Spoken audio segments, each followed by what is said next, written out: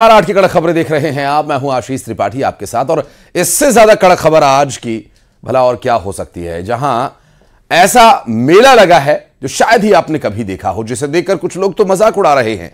तो जो मेले में आए हैं वो कह रहे हैं मेरा दर्द न जाने कोई। देखिए, गंजों का मेला बालों के लिए घमासान और ट्रैफिक हो गया जाम।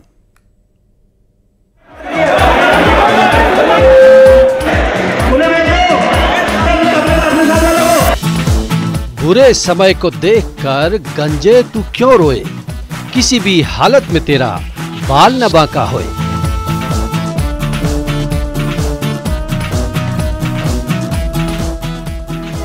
मिनी मुंबई में गंजों का मेला, हाल बेहाल कब आएंगे बाल। लंबी कतार, बारी का इंतजार, ट्रैफिक जाम, बालों के लिए घमासान। इंतहा हो गई इंतजार की। ऐसी हौसला अफजाई किसी गंजे की अब तक शायद नहीं हुई होगी, जो शायर हुल्लड़ मुरादाबादी ने की कि घबराने का नहीं, जब बाल है ही नहीं सिर पर तो टेंशन काहे का। कोई बाल भी बांका नहीं कर सकता, लेकिन गंजों का दर्द उन्हीं से पूछिए। उनके लिए तो बस एक खबर की फला तेल से बाल आ जाएंगे सुनकर ही दिल खुश हो जाता है कि अब सिर पर बालों की खेती लहलहाएगी। तो देखिए, जरा सुबह से ही लग गए लाइन में। जहां भी देखिए नजरें दौड़ाइए, दर्द साफ दिखाई दे रहा है। धूप में भी चमक रहा है भाई। ये दर्द वो ही समझ सकता है जिसके सिर पर बाल नहीं है। तो बालों की चाहत में सुबह होते ही लाइन में लग गए ये लोग। ऐसी भीड़ की इस इलाके से गुजरने वाले लोगों को भी समझ नहीं आया कि भाई आखिर हो क्या रहा है।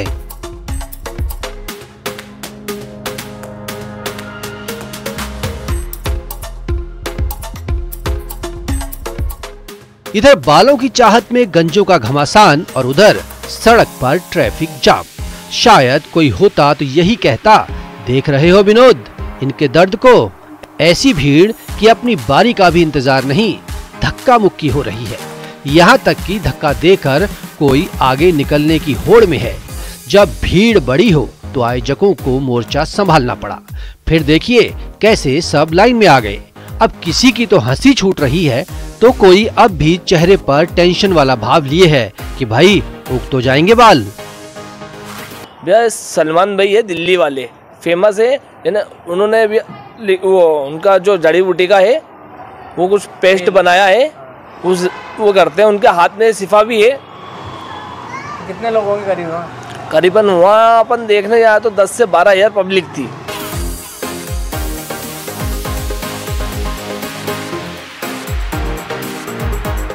इंदौर के डाका चैया इलाके का ये मामला है।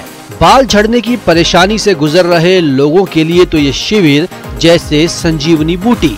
सिर में तेल मालिश के लिए बेकरार लोग घंटों लाइन में लगे रहे तो किसी का नंबर ही नहीं आया। एक और बात, इस मेले को देखकर लोग मजाक भी कर रहे थे, हाय हाय हंसने वालों, ए बाल वालों तुम क्या जानो गंजों के इस दर्द को। दरअसल दिल्ली वाले सलमान भाई का दावा है कि वो सिर पर बाल उगाने में माहिर हैं। बकायदा शिविर लगाया गया, फिर तो गंजों का मेला लगना ही था। इस दावे में कितना सच है ये तो नहीं कह सकते, लेकिन गंजे शायद यही कह रहे हैं कि उम्मीद पर दुनिया कायम है। इंदौर में मिथिलेश गुप्ता के साथ bureau report, news 18, Madhya Pradesh, Chhattisgarh.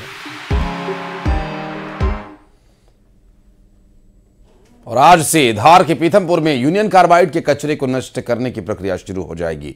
Indore संभाग कमिश्नर दीपक सिंह ने बताया कि हाईकोर्ट के निर्देशों के आधार पर कचरे को नष्ट करने की प्रक्रिया शुरू होगी। उन्होंने कहा कि कचरे को कंटेनर से बाहर निकाला जाएगा और कचरा मिक्स करने के बाद उसे जलाने की प्रक्रिया शुरू होगी। इस दौरान संभागायुक्त दीपक सिंह और पुलिस आईजी अनुराग प्लांट में ही मौजूद रहेंगे और साथ ही प्रदूषण नियंत्रण बोर्ड के अधिकारी रिपोर्ट तैयार करेंगे, जिसे हाईकोर्ट के समक्ष पेश किया जाएगा। और इस दौरान एहतियात के तौर पर 24 थानों का पुलिस बल वहां मौजूद रहेगा और इंदौर सहित आसपास के जिलों की पुलिस फोर्स धार पहुंच चुकी है।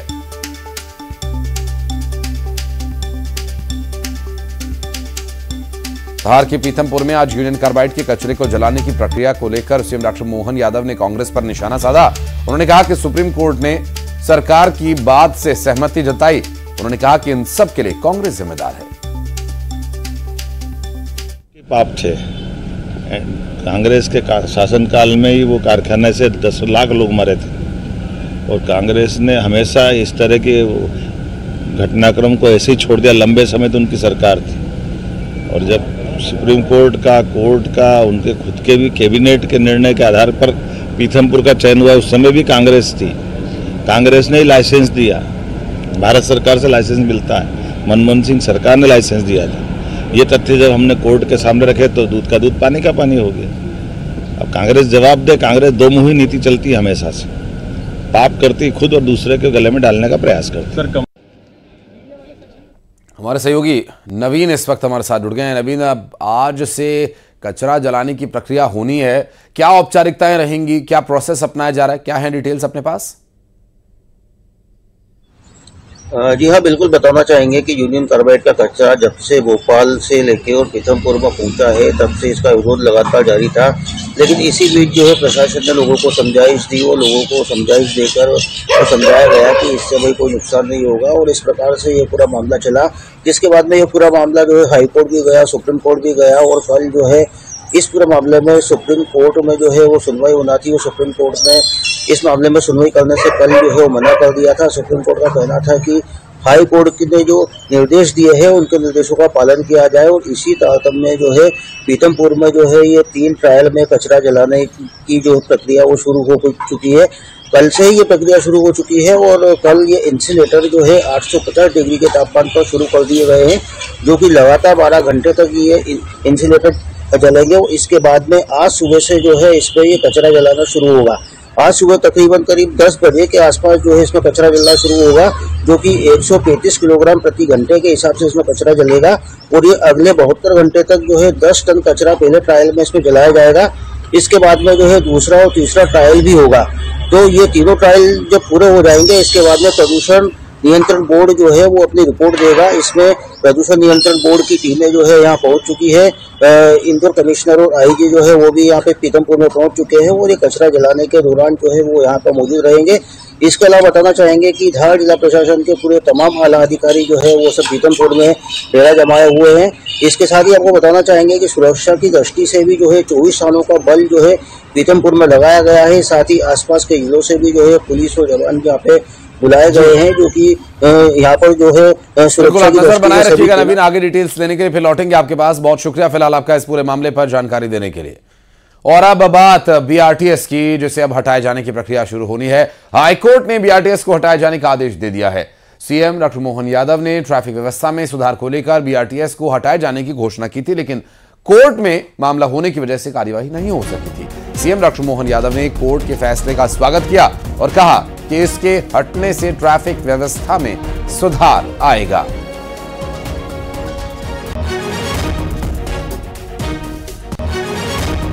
और इस सुधार की प्रक्रिया को अब अमल में लाया जा रहा है। कोर्ट के आदेश पर बीआरटीएस अब हटाया जाएगा। शहर में ट्रैफिक व्यवस्था को सुधारने के उद्देश्य से यह कदम उठाया जा रहा है। अवसर पर हमारे सरकार के उस निर्णय का कोर्ट से भी समाधान हुआ है कि बीआरटीएस को अगर कठिनाई होती है तो इस संबंध में कोर्ट ने निर्णय दिया है कि हम बीआरटीएस के बजाय इसका यातायात की व्यवस्था की दृष्टि से खासकर चौराहों पर ओवरब्रिज बना करके यातायात की सुगमता के लिए इस पे काम करेंगे। और मुझे इस बात का संतोष है कि हाईकोर्ट ने भी और बात करेंगे हमारे सहयोगी तुषार इस वक्त हमारे साथ जुड़ गए। तुषार, अब बीआरटीएस को हटाए जाने की जो प्रक्रिया शुरू होनी है, क्या रहेंगी औपचारिकताएं और कितना समय लगभग इसे पूरी तरह से हटाने में लगेगा? जी बिल्कुल, मैं बता दूं कि हाई कोर्ट में 12 साल बाद बीआरटीएस को हटाने पर फैसला आया है। 2013 में बीआरटीएस को हटाने के लिए एक याचिका दाखिल की गई थी, जिस पर जबलपुर हाई कोर्ट ने यह फैसला सुनाया है कि बीआरटीएस को अब हटा दिया जाए। बीआरटीएस को हटाने की घोषणा पूर्व में भी मुख्यमंत्री कर चुके हैं। हालांकि कोर्ट में मामला लंबित था, इसलिए इस पर कार्रवाई नहीं हो सकी थी। वहीं अब कोर्ट के आदेश के बाद बीआरटीएस को हटाने का रास्ता साफ हो चुका है। वहीं महापौर इंदौर पुष्यमित्र भार्गव का भी यही कहना है कि आने वाले कुछ दिनों में इस पर कार्रवाई शुरू कर दी जाएगी और यातायात को सुगम बनाने के लिए जिन चौराहों पर सबसे ज्यादा यातायात होता है और बीआरटीएस की जगह वहां पर चौड़ी है, वहां पर ओवरब्रिज बनाए जाएंगे। वहीं बीआरटीएस हटने के बाद यातायात सुगम होगा और सड़कें चौड़ी हो सकेगी, जिससे यातायात में जो दबाव है या जो बार बार जाम की स्थितियां निर्मित होती है वह भी खत्म होगी और वाहन चालकों को काफी हद तक सुविधा होगी। बीआरटीएस को लेकर लंबे समय से लोग सवाल खड़े कर रहे थे कि बीआरटीएस एक बड़ी जगह सड़क पर घेर कर बैठा हुआ है, यहाँ से वाहन चालकों को तकलीफ होती है। ऐसे में अब बीआरटीएस को हटाने की कार्रवाई कहीं न कहीं वाहन चालकों के लिए एक सुगम यातायात को आगे बढ़ाएगी। जी बहुत शुक्रिया आपका इस पूरे मामले पर जानकारी देने के लिए तुषार। और इन नेताजी को अब सुनेंगे तो आप समझ पाएंगे कि इन्हें अलग ही सुरूर चढ़ा हुआ है। रात में एक महिला को कॉल लगाते हैं और फिर उससे जो कहते हैं उसके बाद तो इनकी किरकिरी ही हो गई। कौन है ये जनाब, आइए दिखाते हैं आपको। भारतीय जनता पार्टी के जिला उपाध्यक्ष बोल रहे हैं, यहाँ के पार्षद बोल रहे हैं। आप कहाँ पर हैं?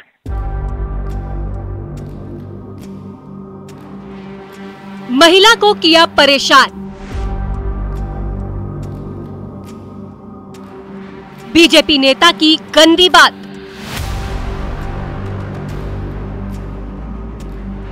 सत्ता में होने की धमक। ऑडियो क्लिप में सनक का सबूत। हद कर दी आपने। इस ऑडियो क्लिप को सुनिए। कहाँ पर है? संतोष पत्र बोल रहा, संतोष पत्र बोल रहा, जिला उपाध्यक्ष। जिसमें एक महिला को नरसिंहपुर के भाजपा जिला अध्यक्ष संतोष पटेल रात को कॉल करते हैं, जो बार बार ये बताने की कोशिश करता है कि वो कौन है। उसका रसूख समझिए। बार बार ये बताने की कोशिश की बीजेपी नेता है, जिला उपाध्यक्ष। भारतीय जनता पार्टी के जिला उपाध्यक्ष बोल रहे हैं, यहाँ के पार्षद बोल रहे हैं। आप कहाँ पर हैं?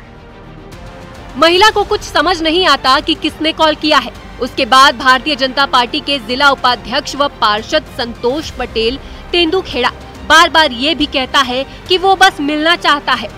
महिला कुछ समझ नहीं पाती, वो मना करती है, लेकिन ये जनाब सुनते नहीं, बस यही कहते हैं और सवाल करते हैं, अकेली हो, कहाँ पर हो? अकेली हो आप? हम जब पूछ रहे अकेली हो आप, मनमोहन काट देना। फिर ये भी कि please please please please please please. उसके बाद कुछ ऐसा कहते हैं जिससे महिला सकपका जाती है।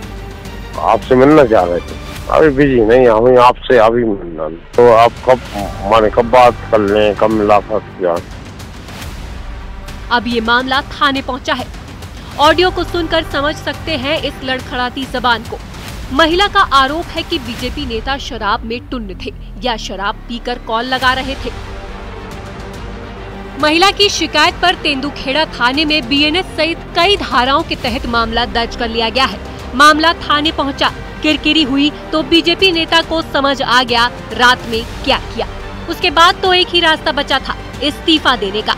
इस घटनाक्रम के बाद संतोष पटेल ने भाजपा जिला उपाध्यक्ष पद सहित भाजपा के सभी पदों से इस्तीफा दे दिया है, जिसे मंजूर भी कर लिया गया है। तेंदुखेड़ा थाना अंतर्गत एक शिकायत महिला द्वारा शिकायत करी गई है कि फोन पर अनर्गल बात करने के संबंध में ऐसी शिकायत प्राप्त हुई। इस पर एक प्राथमिकी दर्ज करी गई है संतोष नामक व्यक्ति के खिलाफ। और क्या मामला था, महिला ने क्या बताया इसमें फ़ोन पर अनर्गल बात और जो ऑडियो क्लिप्स कुछ सबमिट करे हैं उसके ऊपर अग्रिम विवेचना जारी है और उस पर प्राथमिकी दर्ज करी गई है। पुलिस की टीम मामले की जांच कर रही है।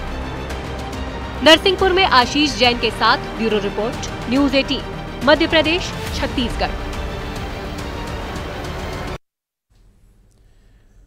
और गुजरात के सूरत में राष्ट्रीय राजमार्ग पर भीषण हादसा हो गया, जिसका एक सीसीटीवी वीडियो सामने आया है। सड़क पर तेजी से दौड़ रहा डंपर सामने से आ रहे एक ट्रक से टकरा गया। इस हादसे के बाद डंपर पलट गया और हाईवे पर लंबा जाम लग गया। और आपको बता दें कि ये देखिए, ये वो तस्वीरें हैं जब ये दुर्घटना हुई। ये गुजरात के सूरत में हुए सड़क हादसे की तस्वीरें हैं, जिससे काफ़ी देर तक राष्ट्रीय राजमार्ग पर जाम लगा रहा और सड़क पर तेज़ी से दौड़ रहा डंपर एक ट्रक से जा टकराया और पलट गया। हाईवे पर काफ़ी देर तक जाम की स्थिति यहाँ बनी रही। हालांकि इस हादसे में किसी तरह की जनहानि की कोई जानकारी अभी तक नहीं मिली है और क्या स्थिति ड्राइवर या डंपर चालक की है, इस बारे में भी कोई डिटेल्स अभी तक नहीं मिल पाई हैं। और ये दुर्घटना का सीसीटीवी वीडियो गुजरात के सूरत से सामने आया, एक्सक्लूसिवली आपको दिखा रहे हैं न्यूज़ 18 पर, जहां भीषण सड़क हादसे में एक डंपर ट्रक से जा टकराया। गुजरात के सूरत में हुए इस सड़क हादसे की ये सीसीटीवी वीडियो सामने आई है।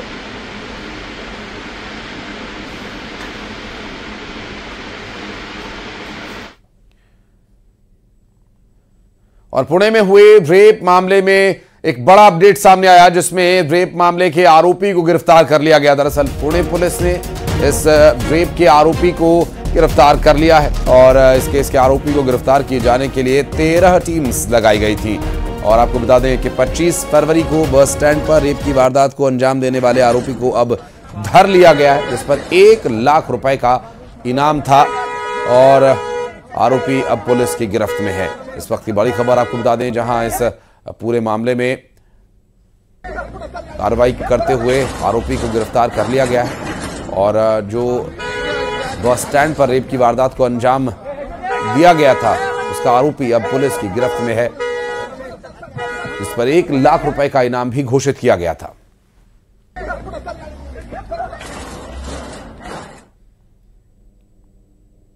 और राजनांदगांव में डोंगरगढ़ पहाड़ी पर आग लगने का एक मामला सामने आया। एक हफ्ते में दूसरी बार यह पहाड़ी पर आग लगी है।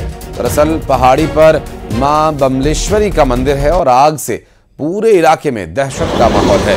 राजनांदगांव में डोंगरगढ़ पहाड़ी पर आग लगने का यह पूरा मामला और एक हफ्ते में दूसरी बार ऐसा हुआ है। पहाड़ी पर मां बमलेश्वरी का मंदिर है और आग से पूरे इलाके में दहशत का माहौल है।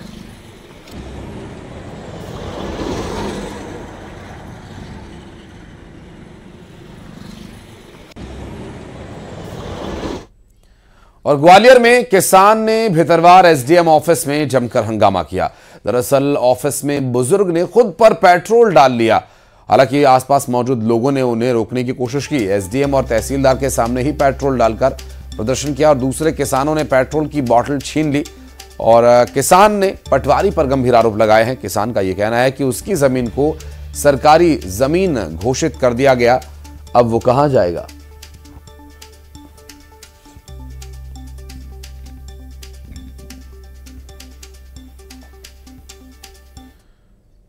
और बड़ी खबर ग्वालियर से, जहां जीवाजी यूनिवर्सिटी में रैगिंग का मामला सामने आया, जहां सीनियर छात्रों पर जूनियर छात्र के साथ मारपीट का आरोप लगा। बताया जा रहा है कि सीनियर छात्रों ने जूनियर छात्र के कपड़े उतारकर डांस नहीं करने पर उसे पीट डाला था। इसके बाद पीड़ित छात्र ने एचओडी से इस मामले की शिकायत की।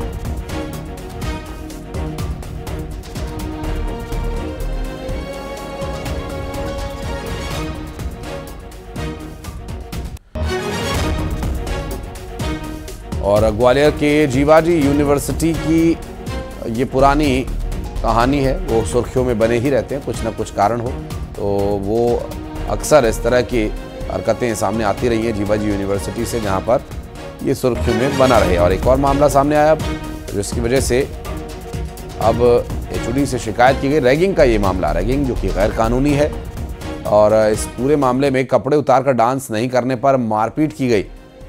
सुशील कौशिक हमारे सहयोगी इस वक्त जुड़ गए, बात करेंगे उनसे। सुशील, कार्रवाई क्या कुछ चल रही है रैगिंग मामले में?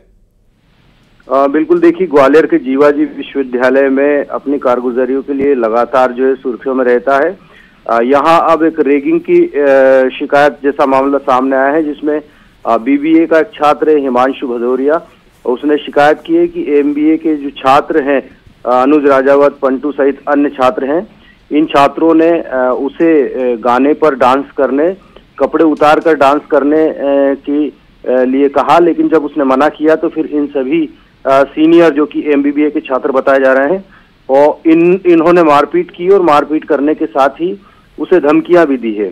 इस तरह की शिकायत हिमांशु की तरफ से की गई है, जो HOD है उनको, और इस मामले में सीधे सीधे से एक तरह से रेगिंग का आरोप लगाया गया है। हालांकि अभी कुछ और भी चर्चाएं इस मामले को लेकर है, लेकिन फिलहाल इसमें अभी जो शिकायत है वो रजिस्ट्रार के पास लिखित रूप से भेजी जा रही है। तो निश्चित तौर पर आने वाले समय में इस मामले में जांच और कार्रवाइयां देखने के लिए मिल सकती है। सुशील, आप नजर बनाए रखिएगा, आगे डिटेल्स लेने के लिए लौटेंगे आपके पास। बहुत शुक्रिया फिलहाल आपका इस पूरे मामले पर जानकारी देने के लिए। और बड़ी खबर नर्मदापुरम से, जहां महिला कर्मचारियों ने छेड़छाड़ और धर्म परिवर्तन करने के लिए दबाव डालने का आरोप लगाया अस्पताल प्रबंधक पर। नर्मदापुरम के प्राइवेट हॉस्पिटल स्वास्थ्य हॉस्पिटल के संचालक रमीज अली और कुछ अन्य लोगों पर महिला कर्मचारियों ने आरोप लगाया है। महिला कर्मचारियों ने थाने में इसकी शिकायत दी है। पुलिस ने महिलाओं के बयान को दर्ज कर लिया है। अस्पताल प्रबंधक पर आरोप लगा है, जो इसे गलत बता रहा है, और पुलिस मामले की अब जांच में जुटी हुई है। मैं स्वास्थ्य हॉस्पिटल में जॉब करती हूँ और मुझे वहाँ के ऑनर जो सैयद रमीज अली हैं उनके खिलाफ सख्त कार्रवाई चाहिए, क्योंकि उन्होंने हमारे साथ बहुत ही अभद्र व्यवहार किया गया है। और मतलब व्यवहार ऐसा कि उन्होंने हम लोग गंदे गंदे कमेंट्स करना और ये बोलना कि जाति धर्म परिवर्तन करना। मैं विडो हूँ, मेरे हस्बैंड नहीं, तो ये भी बोलते हैं कि अगर आप चाहो तो यहाँ पे हमारे यहाँ तो 2-2 3-3 शादियाँ होती हैं, आप चाहो तो हम यहाँ शादी भी करवा सकते हैं आपकी, या हम खुद भी कर सकते हैं आपसे। तो मैं बस ये चाहती हूँ कि हम लोग को बहुत ही मेंटली टॉर्चर किया जा रहा था वहाँ पे, और हम लोगों ने जब इसके लिए मैंने जब वहाँ पे बोला गया कि हम लोगों के साथ इतना शिकायत हमने करी, तो वहाँ पे उन्होंने ये बोला कि नहीं अब ऐसा कुछ नहीं होगा। फिर दोबारा हमारे साथ यही सब चीज़ें हो रही थी। तो सैयद रमीज अली से हम लोग ने एक दो बार और भी बोला कि भैया हम लोग ऐसे इंसान नहीं है जो आप हमसे करवाना चाह रहे हो। तो उन्होंने और अभी इस बड़ी खबरें दिखाते हैं आपको। मेंढरा के जंगल में